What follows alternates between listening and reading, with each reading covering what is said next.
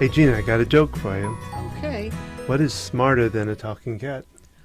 What is smarter than a talking cat? I don't know. A spelling bee. That's pretty clever. Yeah. And why do bees hum? Why do bees hum? Because they don't know the words. Actually, I think I've heard that one before because that was in my head. All right. So, this is Don. And this is Gina. And it's time for another Tuesday Tips. And we're with Focused Healthy Family. Eleanor Roosevelt said, "I think at a child's birth, if a mother could ask a fairy godmother to endow it with the most useful gift, that gift should be curiosity. When we start to question things, that is when change begins. It doesn't have to show all at one time. Change is how we grow, so encourage your kids and yourself to always be curious and ask questions. Then teach them how to be curious and ask questions while being cautious at the same time." Curiosity. Yes, it killed the cat, apparently. Because the cats don't have the caution. Ah, yes. Or that's why cats have 9 lives. Well, curiosity, though, if you think about it, is very important in our lives. Until we feel uncomfortable with something, until we feel that we have to question something, that's when we can begin to want to change. And to grow. To grow, yes. And to expand Because you don't on need who we are. We get comfortable. We get set in our ways. We become more rigid when we're curious. I think about some of my favorite parenting gurus that talk about this. I know the Mindful Mama Mentor does, and others have, that having a attitude of curiosity with your children. If they're fighting, if they're getting into something, rather than, "Why are you doing that? Oh, that's interesting, Getting curious about it. It brings you from a different perspective. It takes you out of judgment, which just leads down the path of battle and resistance, and mom's barking at me, so I'm going to tune her out. And then you're like, "But I have to yell at my kids because they don't hear me the first time." Well, that's because you've set up that dynamic. So when you choose curiosity instead, it shifts that energy and kind of like, isn't that interesting?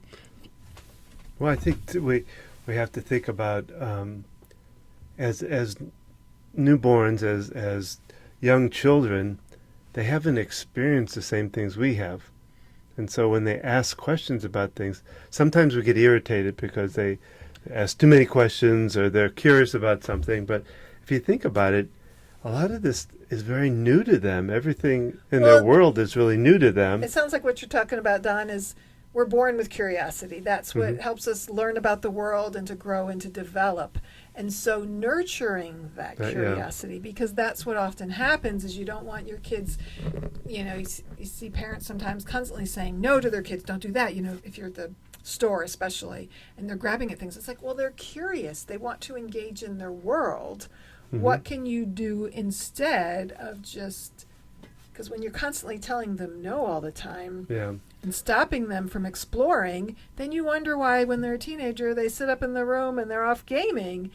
You have taught them to not be curious and not explore, and that's been kind of shut down in them. Well, they also ask questions through their senses too, though. They want to touch, they want to feel something. Infants want to put it in their mouth. So I think that's really another form of curiosity, really, if you think about it. And we maybe think about this more, at least, I don't know, in my world of, upper middle class people in American culture, that we allow babies.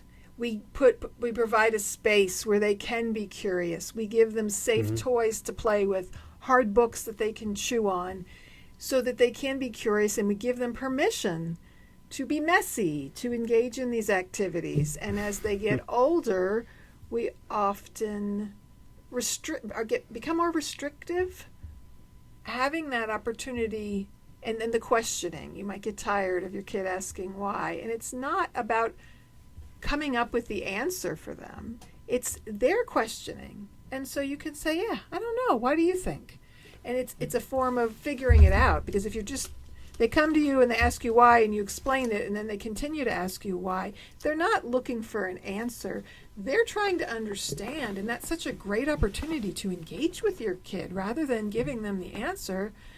You know, why is the sky blue? And you give them this long theoretical answer, or you just make something up, or you're sarcastic because it's not brown.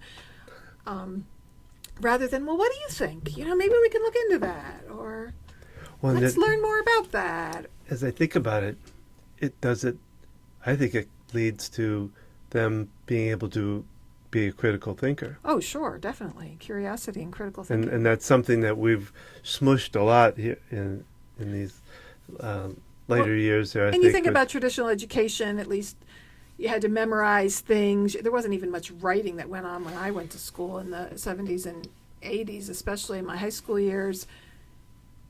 It was memorizing and spitting out information versus questioning, engaging in discussions and dialogue. I think about some like ethics classes I had in college. It was much more of that kind of engagement and encouraging that critical thinking, not just saying, this is what you need to learn. You need to memorize these facts, then you need to spit them out on the test.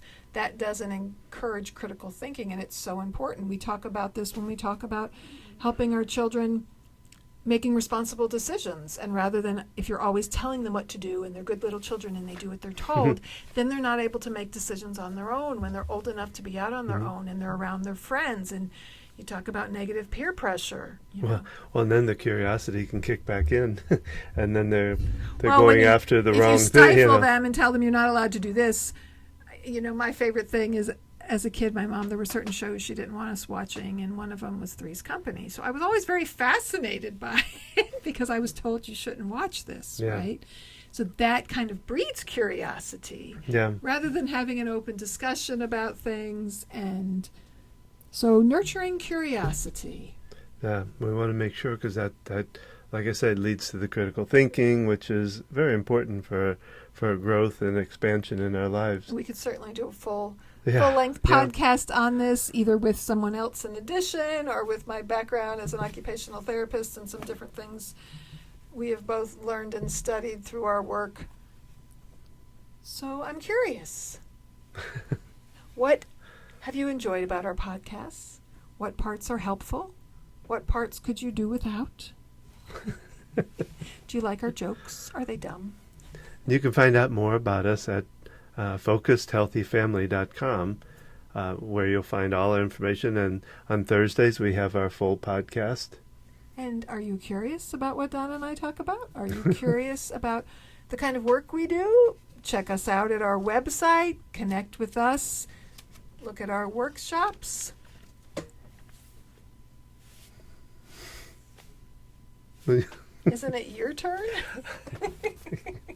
And remember, when your brain won't focus right. I know. I've had a hard time this one. How you talk to your children today shapes their future and yours. And have a great day.